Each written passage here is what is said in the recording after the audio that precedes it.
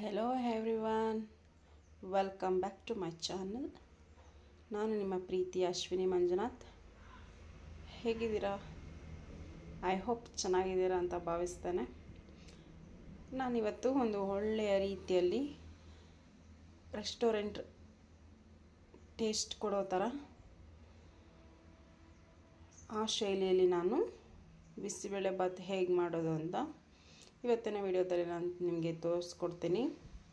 ಈ ಒಂದು ರೀತಿಯಲ್ಲಿ ಮಾಡಿದ್ರೆ ನಿಮಗೆ ತಿನ್ನಲಿಕ್ಕೂ ಅದೇ ಥರ ಫೀಲ್ ಆಗುತ್ತೆ ಮತ್ತು ಟೇಸ್ಟ್ ಕೂಡ ಹಾಗೇ ಇರುತ್ತೆ. ಯಾರೆಲ್ಲ ಬಿಸಿಬೇಳೆ ಬಾತ್ ತಿನ್ನೋದಕ್ಕೆ ಇಷ್ಟಪಡಲ್ಲ ಅವರು ಕೂಡ ಇಷ್ಟಪಟ್ಟು ತಿಂತಾರೆ ಅಂತ ಹೇಳ್ತಾ ಫ್ರೆಂಡ್ಸ್, ನೀವು ನನ್ನ ಚಾನಲನ್ನು ಸಬ್ಸ್ಕ್ರೈಬ್ ಮಾಡಿ, ಹಾಗೆ ಬೆಲ್ ಐಕಾನನ್ನು ಪ್ರೆಸ್ ಮಾಡಿ, ಈ ವಿಡಿಯೋ ನೋಡಾದ್ಮೇಲೆ ಲೈಕ್ ಮಾಡಿ, ಹಾಗೆ ಶೇರ್ ಕೂಡ ಮಾಡಿ ಅಂತ ಹೇಳ್ತಾ ಫ್ರೆಂಡ್ಸ್, ನನಗೆ ಇದೇ ರೀತಿ ಸಪೋರ್ಟ್ ಮಾಡಿ. ನೀವು ಮನೆಯಲ್ಲಿ ಮಾಡಿಕೊಂಡು ಟೇಸ್ಟ್ ಮಾಡಿ, ಕಮೆಂಟ್ ಮಾಡಿ ಹೇಗಿದೆ ಅಂತ ಹೇಳಿ ಫ್ರೆಂಡ್ಸ್.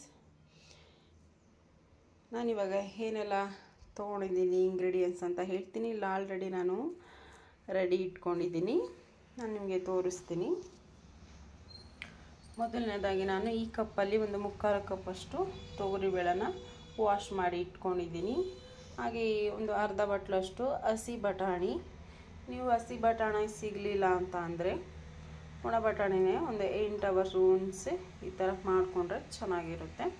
ಹಾಗೆ ಈ ಒಂದು ಬೌಲ್ನಲ್ಲಿ ನಾನು ಬೀನ್ಸ್ ತೊಗೊಂಡಿದ್ದೀನಿ. ಸೇಮ್ ಇದೇ ಮೆಜರ್ಮೆಂಟಲ್ಲಿ ನಾನು ಕ್ಯಾಬೇಜ್, ಆಲೂಗೆಡ್ಡೆ, ಹಾಗೆ ತೊಂಡೆಕಾಯಿ, ಕ್ಯಾರೆಟ್, ಕ್ಯಾಪ್ಸಿಕಮ್, ನೂಕೋಲ್ ಮತ್ತು ಸ್ವಲ್ಪ ಅರಿಶಿಣ, ಸ್ವಲ್ಪ ಜೀರಿಗೆ, ಎಣ್ಣೆ ತೊಗೊಂಡಿದ್ದೀನಿ.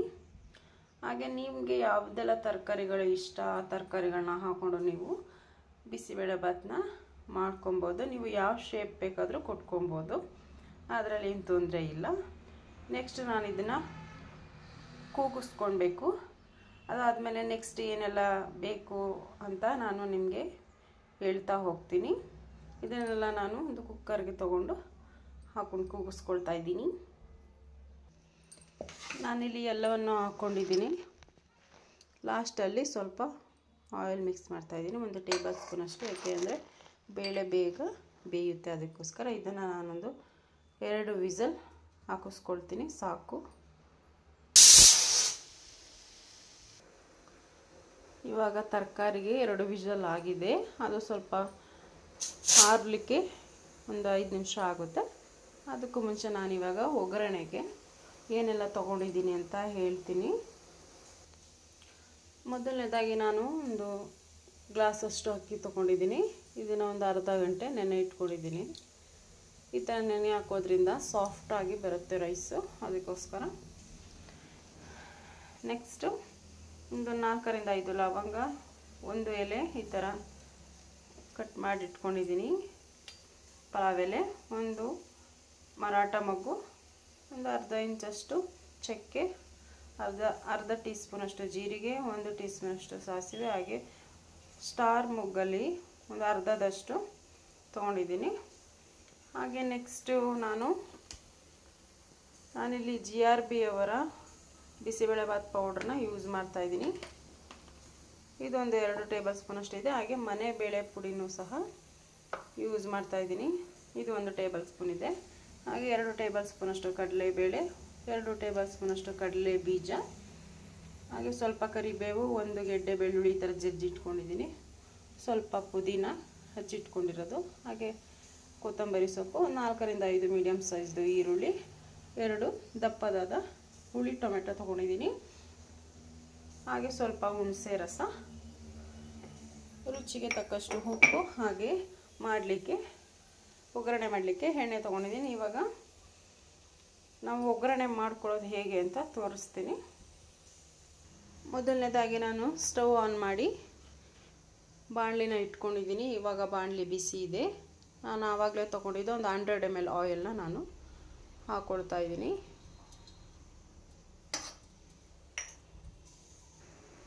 ಎಣ್ಣೆ ಬಿಸಿ ಇದೆ. ಈ ಟೈಮಲ್ಲಿ ನಾನು ಸಾಸಿವೆ, ಜೀರಿಗೆ ಹಾಕ್ಕೊಳ್ತಾ ಇದ್ದೀನಿ. ನೆಕ್ಸ್ಟು ಕಡಲೆಬೇಳೆ, ಅದ್ರ ಜೊತೆಗೇ ಕಡಲೆ ಬೀಜ ಕೂಡ ಆ್ಯಡ್ ಮಾಡ್ತಾಯಿದ್ದೀನಿ. ಇದನ್ನು ಮೀಡಿಯಮ್ ಫ್ಲೇಮಲ್ಲಿ ಇಟ್ಕೊಂಡು ರೋಸ್ಟ್ ಮಾಡ್ಕೊಳ್ಬೇಕು. ನೆಕ್ಸ್ಟ್ ನಾವು ಸ್ಪೈಸಸ್ ಆ್ಯಡ್ ಮಾಡ್ಕೊಳ್ತಾ ಇದ್ದೀನಿ.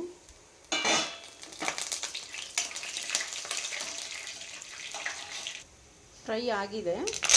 ನೆಕ್ಸ್ಟ್ ಕರಿಬೇವು, ಒಣಮೆಣಸಿನಕಾಯಿ ಹಾಗೆ ಬೆಳ್ಳುಳ್ಳಿನ ಆ್ಯಡ್ ಮಾಡ್ಕೊಬೇಕು. ಇದು ಕೂಡ ಸೇಮ್ ಲೋ ಫ್ಲೇಮಲ್ಲೇ ಫ್ರೈ ಮಾಡ್ಕೊಬೇಕು.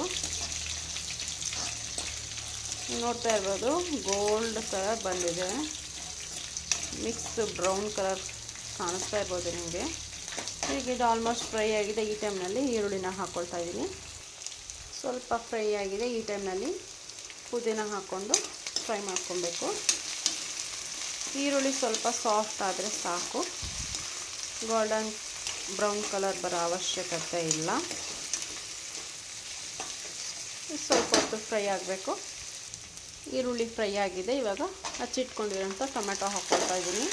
ಟೊಮೆಟೊ ತುಂಬ ಸಾಫ್ಟಾಗಿ ಫ್ರೈ ಆಗಬೇಕು. ಸ್ವಲ್ಪ ರುಚಿ ಆ್ಯಡ್ ಮಾಡ್ತಾ ಇದ್ದೀನಿ ಸಾಫ್ಟ್ ಆಗಲಿಕ್ಕೋಸ್ಕರ. ಈ ರೀತಿಯಾಗಿ ಉಪ್ಪನ್ನು ಆ್ಯಡ್ ಮಾಡಿದ್ರೆ ಬೇಗ ಸಾಫ್ಟ್ ಆಗುತ್ತೆ. ಹಾಗೆ ಲಿಡ್ ಕ್ಲೋಸ್ ಮಾಡಿ ಫ್ರೈ ಮಾಡ್ಕೊಳ್ಬೇಕು. ಇವಾಗ ಇದು ಫ್ರೈ ಆಗ್ತಾ ಇದೆ. ನೆಕ್ಸ್ಟು ನಾನು ಅಕ್ಕಿಯನ್ನು ಹಾಕ್ಕೊಳ್ತಾ ಇದ್ದೀನಿ. ನೋಡ್ತಾ ಇರ್ಬೋದು ನೀವು, ತರಕಾರಿ ಎಲ್ಲ ಬೆಂದಿದೆ ನೋಡಿ. ಬೇಳೆ ಕೂಡ ನೋಡ್ತಾ ಇದೆ, ಈ ಥರ ಸಾಫ್ಟಾಗಿದೆ ನೋಡಿ. 2 ವಿಸಲ್ ಹೊಡ್ಸಿದ್ದು ತುಂಬ ಸಾಫ್ಟಾಗಿದೆ. ಈ ಟೈಮ್ನಲ್ಲಿ ನಾನು ನೆನೆಸಿಟ್ಕೊಂಡಿರೋ ಅಕ್ಕಿನ ಆ್ಯಡ್ ಮಾಡಿ ಮತ್ತು ರುಚಿನೂ ಕೂಡ ಉಪ್ಪು ಕೂಡ ಇದರೊಳಗಡೆ ಸೇರಿಸ್ಕೊಂಡು ನಾವು 1 ವಿಸಲ್ ಬರ್ಸ್ಕೊಂಡ್ರೆ ಸಾಕು. ಅಕ್ಕಿಯನ್ನು ಹಾಕ್ಕೊಂಡಿದ್ದೀನಿ. ಹಾಗೆ 1 ಗ್ಲಾಸ್ ನೀರು ಆ್ಯಡ್ ಮಾಡ್ತಾಯಿದ್ದೀನಿ. ಇದನ್ನು 1 ವಿಸಲ್ ಬರೋ ತನಕ ಕಾದು ಇವಾಗ ರುಚಿ ಕೂಡ ಆ್ಯಡ್ ಮಾಡ್ತಾಯಿದ್ದೀನಿ. ನಮಗೆ ಉಪ್ಪು ಅನುಗುಣವಾಗಿ ಹಾಕ್ಕೊಬೇಕು. ರುಚಿನ ಇಷ್ಟೇ ಹಾಕ್ಕೊಳ್ಳಿ ಅಂತ ಹೇಳೋದಕ್ಕೆ ಅಳತೆ ಗೊತ್ತಾಗೋದಿಲ್ಲ. ಅವರು ಮಾಡಿದಾಗಲೇ ಅವ್ರಿಗೆ ಮಾತ್ರ ಗೊತ್ತಾಗೋಕ್ಕೆ ಸಾಧ್ಯ. ಹಾಗಾಗಿ ನನಗೆ ಇಷ್ಟು ಸಾಕು ಅನಿಸುತ್ತೆ. ನೆಕ್ಸ್ಟ್ ಇದನ್ನು ಲಿಡ್ನ ಕ್ಲೋಸ್ ಮಾಡಿ ಬಾಯ್ಲ್ ಮಾಡಲಿಕ್ಕೆ ಇಡ್ತೀನಿ.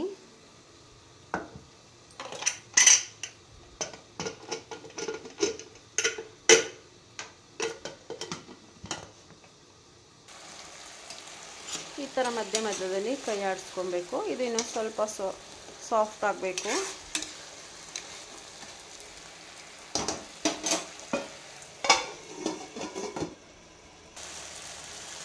ಸಾಫ್ಟಾಗಿ ಬೆಂದಿದೆ. ನೆಕ್ಸ್ಟ್ ಬಿಸಿಬೇಳೆಬಾತ್ ಪೌಡ್ರನ್ನ ಆ್ಯಡ್ ಮಾಡ್ಕೊಳ್ತಾ ಇದ್ದೀನಿ. ಹಾಗೆ ಬೇಳೆ ಸಾಂಬಾರು ಪುಡಿ ಕೂಡ ಆ್ಯಡ್ ಮಾಡ್ತಾಯಿದ್ದೀನಿ. ಇದು ಸ್ವಲ್ಪ ಫ್ರೈ ಆಗಬೇಕು. ಫ್ರೈ ಆಗಿ ಸ್ವಲ್ಪ ಆಯಿಲ್ ಬಿಟ್ಕೊಬೇಕು. ಅಲ್ಲಿ ತನಕ ಫ್ರೈ ಮಾಡ್ಕೊಬೇಕು. ಆ ಥರ ಫ್ರೈ ಮಾಡ್ಕೊಳ್ಳೋದ್ರಿಂದ ತುಂಬ ಟೇಸ್ಟ್ ಇರುತ್ತೆ.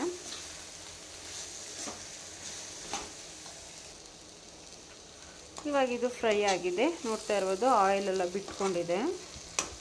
ನೆಕ್ಸ್ಟು ಹುಣಸೆ ರಸನ ಆ್ಯಡ್ ಮಾಡ್ಕೊಳ್ತಾ ಇದ್ದೀನಿ.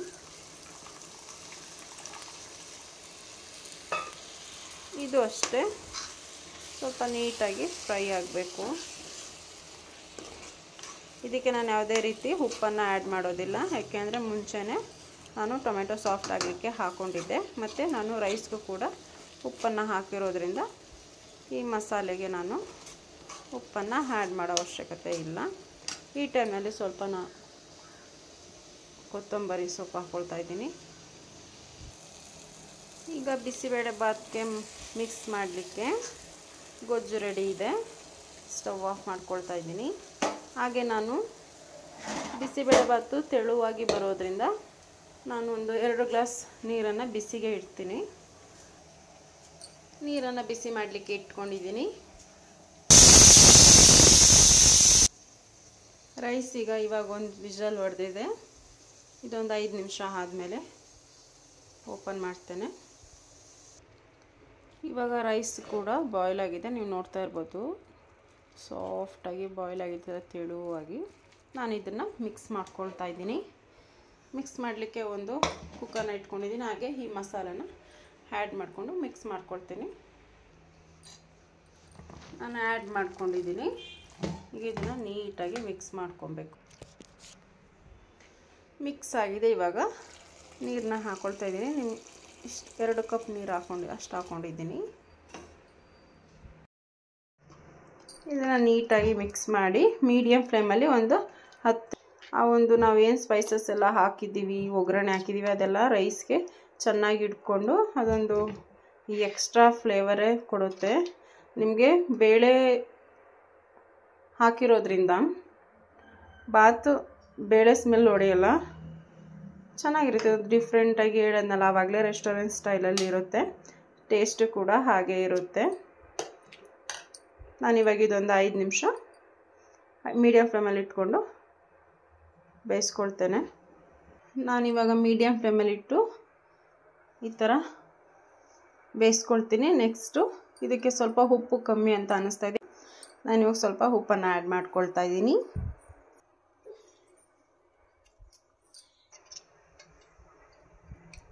ಇವಾಗ ಲಿಡ್ನ ಕ್ಲೋಸ್ ಮಾಡ್ತಾ ಇದ್ದೀನಿ.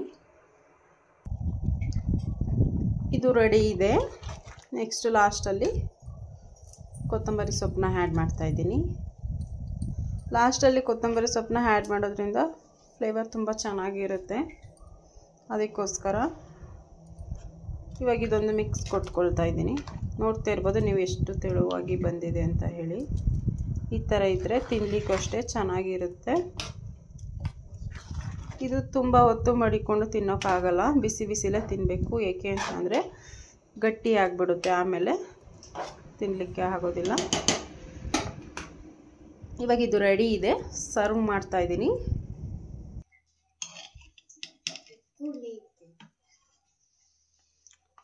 ನೋಡ್ತಾ ಇರ್ಬೋದು ಎಷ್ಟು ತೆಳುವಾಗಿದೆ ಅಂತ ಹೇಳಿ. ಈ ಥರ ಒಮ್ಮೆ ನೀವು ಮನೆಯಲ್ಲಿ ಮಾಡಿಕೊಂಡು ಟೇಸ್ಟ್ ಮಾಡಿ, ಹಾಗೆ ಕಮೆಂಟ್ ಮಾಡಿ ಹೇಗಿದೆ ಅಂತ ಹೇಳಿ.